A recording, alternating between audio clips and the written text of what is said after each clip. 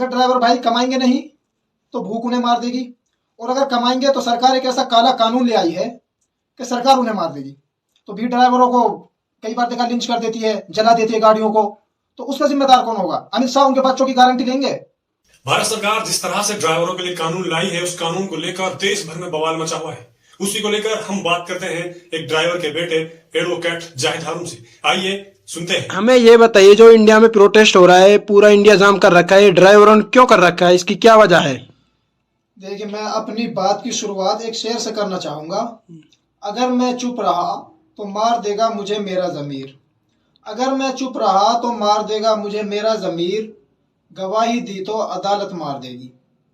देखिए, ड्राइवर भाइयों के लिए ऐसी सिचुएशन हो गई है, इधर खाई उधर मगरमच्छ।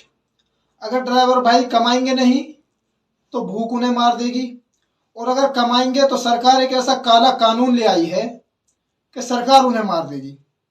अब जो प्रोटेस्ट हो रहा है, पहले मैं कानूनी भाषा में आपको बता देता हूं कि आईपीसी की धारा 304 है, जिसमें यह कहा गया है कि किसी की मौत होती है लापरवाही से, अब वो डॉक्टरों पर भी अप्लाई होती है, ड्राइवरों पर भी, तो उसमें 2 साल तक की सजा मिलती थी।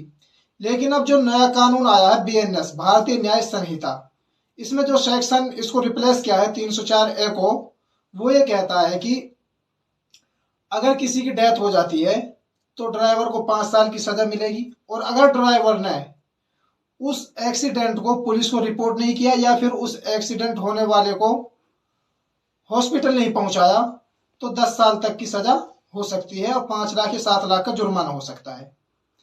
इस बात को लेकर हमारे ड्राइवर भाई प्रोटेस्ट कर रहे हैं। तो ये डॉक्टरों पे क्यों लागू नहीं किया है? ये डॉक्टरों पर इसलिए लागू नहीं होता क्योंकि जो ये सरकार है ना, ये जो भी कानून लाती है सिर्फ गरीबों के खिलाफ लाती है। कभी किसानों के खिलाफ कानून लाएगी, कभी स्टूडेंट्स के खिलाफ कानून लाएगी फीस बढ़ाकर। और अब जो ये कानून आया, इसमें अमित शाह ने पार्लियामेंट में खड़े होकर झूठ बोला था कि हम जो डेथ बाय नेग्लिजेंस 2 साल तक की सजा थी उसको बढ़ाएंगे डॉक्टरों के लिए भी।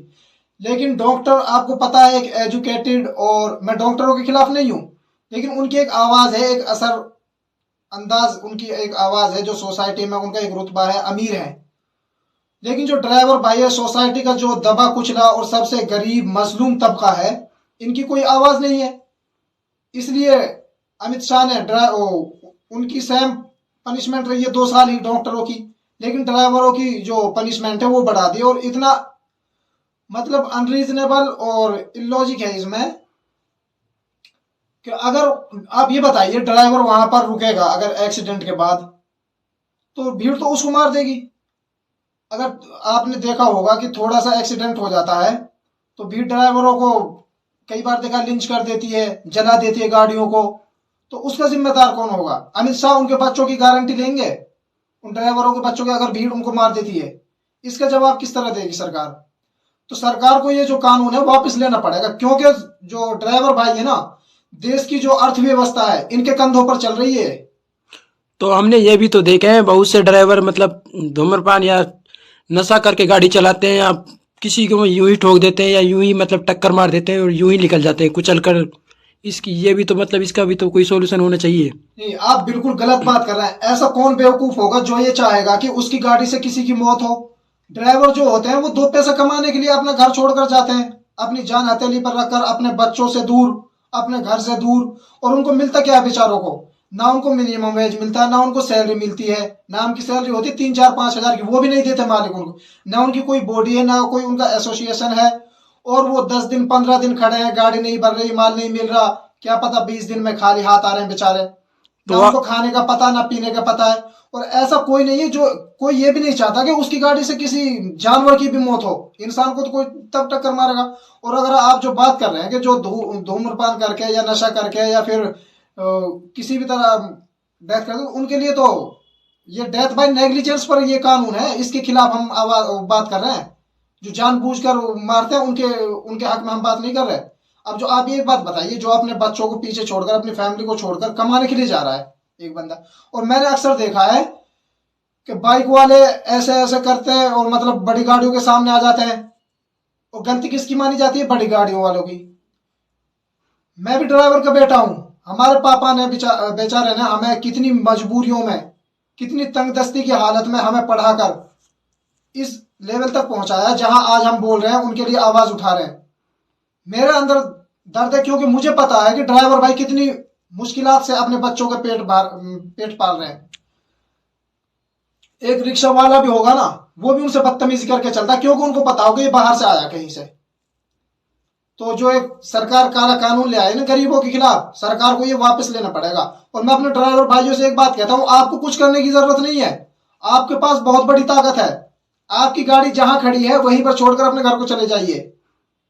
2 दिन में सरकार झुक जाएगी। 2 दिन में आपको ना पुलिस से बहस करने की जरूरत है, ना आपको किसी को ज्ञापन देने की जरूरत है। क्योंकि अगर सरकार आपका नहीं सोच रही है ना, आपके खिलाफ कानून बना रही है, तो आप अपने बारे में सोचिए। अब आप ये बताइए, जो सोसाइटी का सबसे अनएजुकेटेड, दबा कुचला, सबसे गरीब तबका है, वो गाड़ी चलाने जाते हैं क्योंकि कोई नहीं चाहता ना कि अपनी जान मतलब हर वक्त खतरे में रखे, वो अपनी जान हथेली में रखे। उनकी मजबूरी है, इसलिए वो जाते हैं अपने बच्चों को पेट पालने के लिए।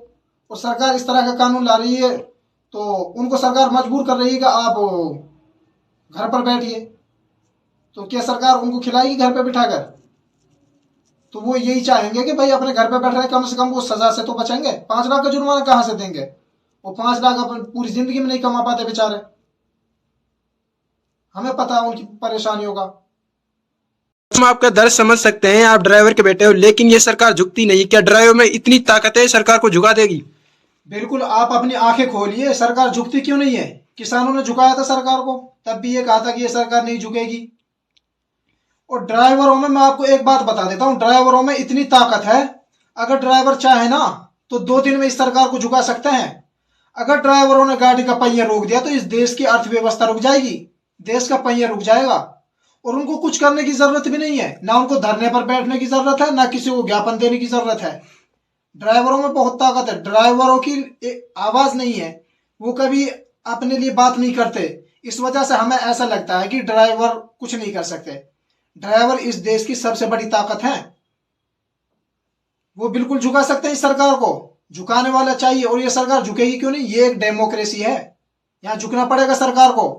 मैं गारंटी देता हूं, सरकार डॉक्टरों की बात मानी ना, सरकार ने झुकी, ड्राइवरों की बात माननी पड़ेगी। अच्छा, आप ये बताइए, ड्राइवर भाइयों को और सरकार को क्या संदेश देना चाहोगे? मैं सबसे पहले सरकार को यह संदेश देना चाहूंगा कि आप जो एक काला कानून गरीबों के खिलाफ, ड्राइवर भाइयों के खिलाफ लेकर आए हैं, इसको आप अमेंड कीजिए जिस तरह आपने डॉक्टरों के लिए किया है। और ड्राइवर भाइयों के साथ जो बदतमीजी होती है, उनके साथ जो पुलिस मारपीट, हरासमेंट और रिश्वतबाजी करती है, उस पर आप रोक लगाइए। ड्राइवरों की हालत को सुधारिए। इनके लिए मिनिमम वेज जो कानून होता है उसको लागू कीजिए। दूसरा, मैं ड्राइवर भाइयों को यह कहना चाहूंगा कि आप अपनी एकता के साथ, मजबूती के साथ अपनी आवाज उठाइए। बिल्कुल आपकी बात सरकार को मानना पड़ेगी। आप एकजुट रहिए, साथ रहिए। ड्राइवर एकता जिंदाबाद।